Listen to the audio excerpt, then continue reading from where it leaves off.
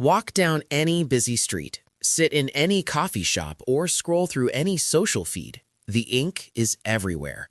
What was once a gritty symbol of rebellion and counterculture has become the ultimate mainstream aesthetic. Today, getting a tattoo is the default. But this raises a fascinating psychological question. What about the blank canvases? What about the people who, despite the massive cultural shift, consciously and deliberately choose to keep their skin completely untouched?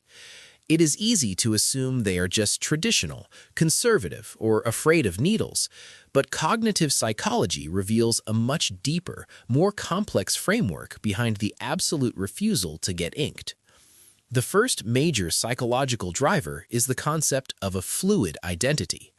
A tattoo is, by definition, a permanent physical snapshot of who you were at a specific moment in time.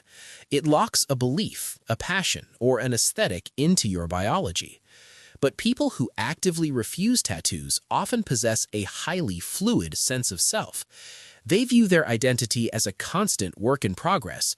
The idea of permanently anchoring themselves to a past version of their own ego feels psychologically restrictive.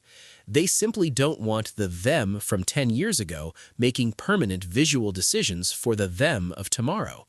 For these minds, true freedom isn't expressing who they are right now. It's leaving the space entirely open for who they might become. The second factor is the desire for unmarked autonomy. We live in an era heavily saturated with branding, labels, and constant visual noise.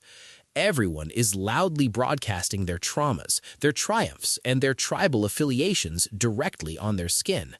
For the untattooed, remaining blank is an unconscious psychological rebellion against this overstimulation.